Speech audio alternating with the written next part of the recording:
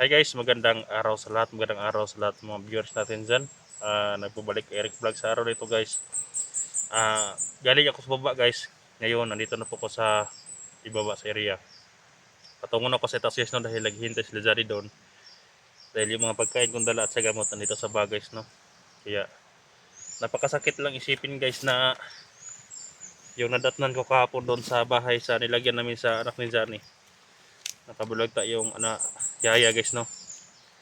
Kaya yan, kinuha na kanina sa taga-barangay guys. Kaya tuloy na ako sa pag-akyat dito guys no. Si Rabin hindi ko nakita sa baba. Baka yun din ang nadatnan niya doon guys no. Kaya sana bumalik siya sa bundok para makita kami dito guys no. Baka bilkado ang buhay niya kung ano nangyari sa kanya. Kaya labis lang po pasalamat sa inyong pag-support guys. Lalong lalo na sa nagbigay sa akin ng CP. Ma'am Aida, maraming salamat po. At saka Tita Recolandro, Ma'am Lisil Magsano. Ayan, sa lahat ng mga solid supporter ko.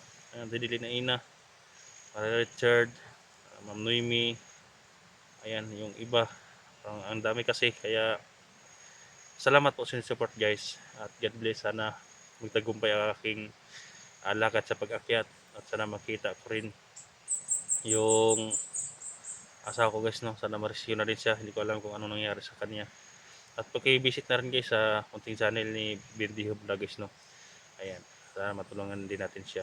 At sana makita-kita kami ng mga hunters ngayon guys no. Dahil si SJ nandito na sa area. Nagtawag sa akin. Kaya palagi kami dyan guys. Kami ang palagi nag-contact. Dahil gutom na sila guys na hindi sila makakilos. Kaya tuloy ang aking akyat guys no. Kaya tara.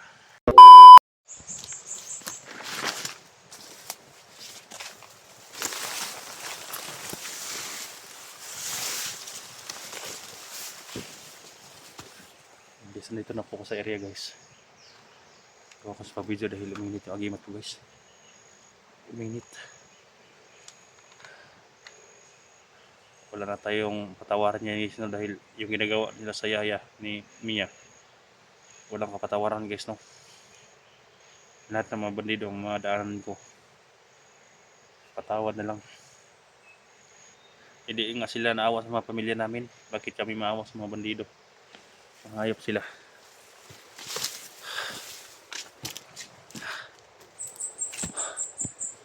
Nandito na po ko sa area guys.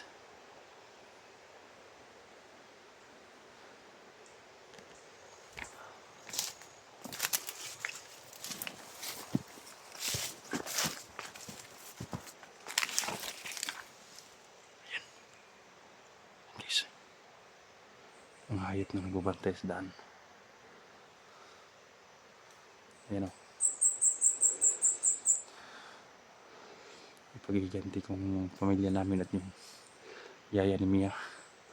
Ang hayop kayo. Walang kasalanan yung yaya ni Mia.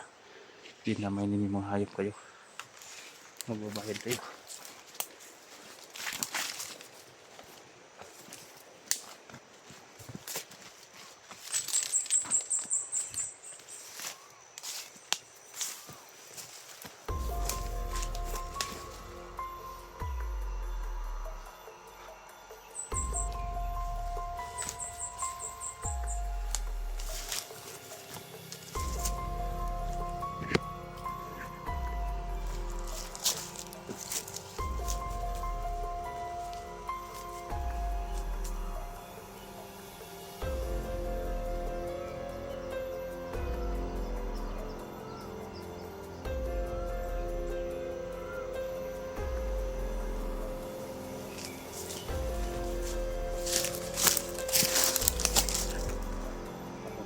Sa dito sila sa mga daanan.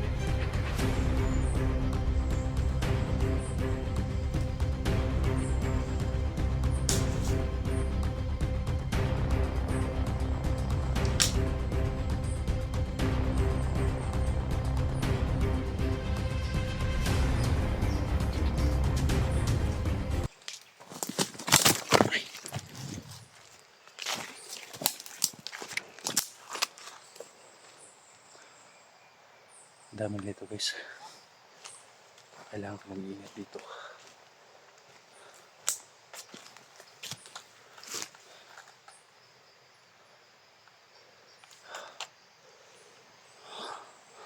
Parang nandun bantay may putukan guys oh.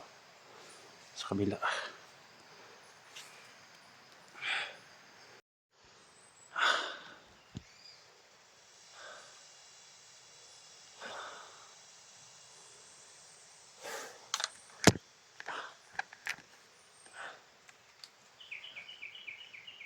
Napakasakit isipin talaga guys yung nangyari guys no.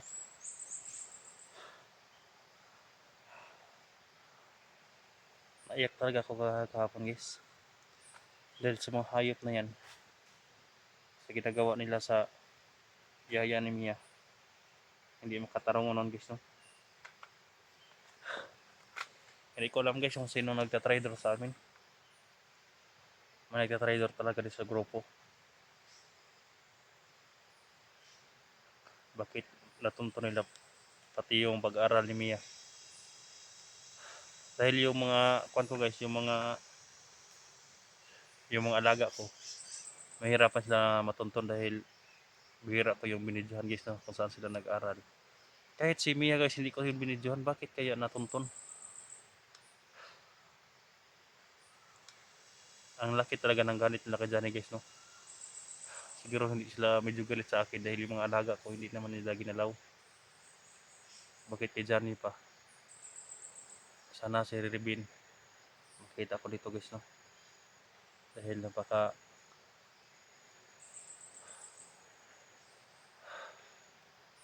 naka-critical tong area na ito.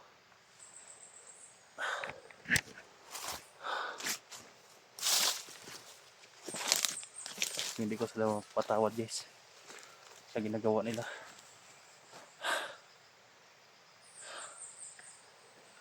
Nakarinig ako ng putukan guys doon sa kabila. Baka nandun na sila Johnny guys no. Nandun daw siya sa may kahoyan guys, sabi ni Johnny. Naghihintay sa akin. Kaya pupunta ko ngayon guys no.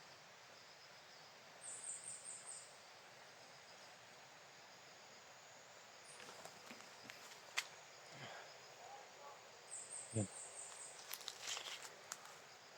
Yung mga busis o guys. Nandun banda o, mga busis.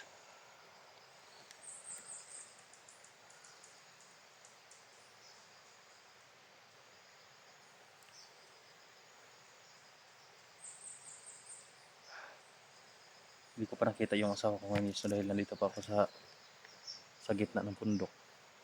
Sa itaas. Nandun na sila Johnny guys no.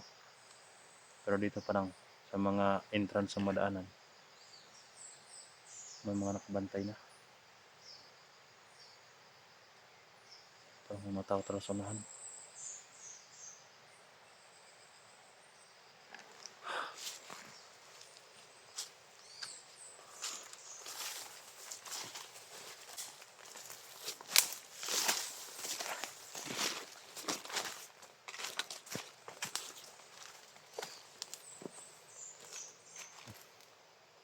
Bakit pinuputol na itong mga kahoy na ito guys oh. Yan. Pinuputol na nila mga kahoy na ito.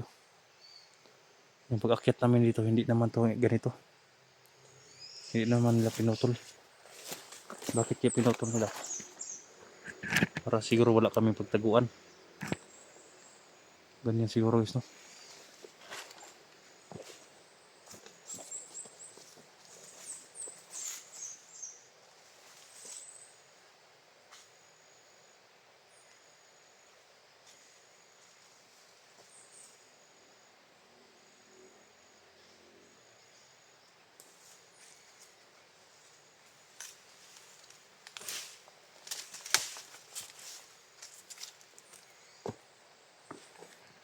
Pinuputol ng mga kahoy guys. May mga daanan to guys pero pinuputol ng mga kahoy.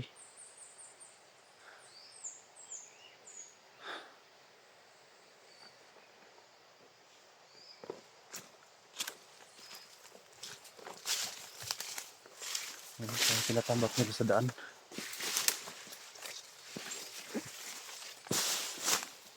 Naharangan nila mga daan guys.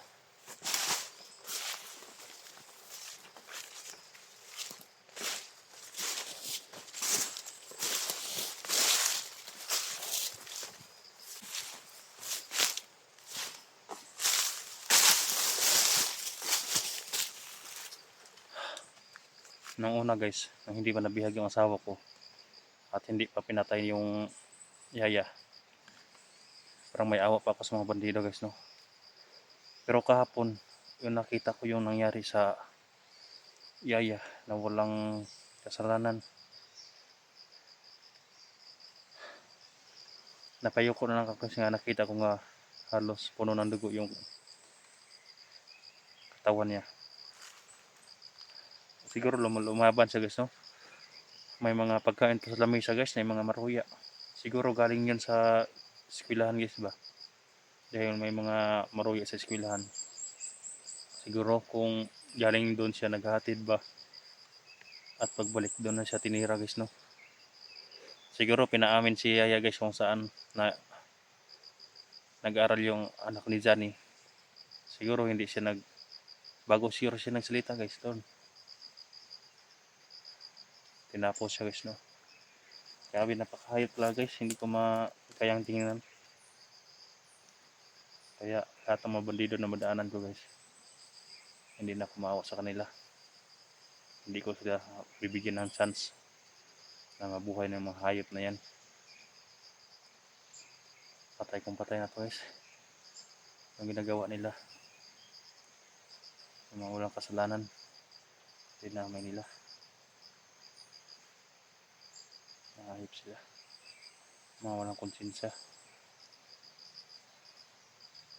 Bakit kaya sila nagbandido para lang pumatay? Wala namang patutunguhan yung pagbandido nila.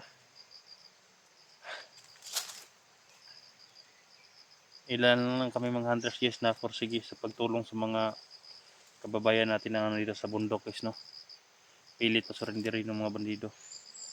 Kahit nadadamay na yung mga pamilya namin, kinakaya pa rin namin. Ilan lang kami guys, yung iba nagtatrabaho na sa malayo guys, no. Ayan yung mga kapatid ng asawa ko guys, pinantahan ko kahapon, pero yung mga asawa lang nandun sa bahay nila. Dahil hindi na sila makauwi dahil malayo tong Ilabert guys, malayo yung kinukuha ni Bert, yung kinatrabaho ni Bert sa construction, malayo dito sa amin at hindi siya makapag-uwi. Kaya titiisin ko lang guys, no. Titiisin ko lang tong hirap na to, kaya makasurvive ako guys, no. At pa-rescue ko yung mga kasamahan din natin mga hunters. Lalo na lagi guys yung walang kasalanan ng mga nabihag nila na nadadamay dahil sa kahayupan ni Baga-Baga at Joselito. Napakahayop talaga.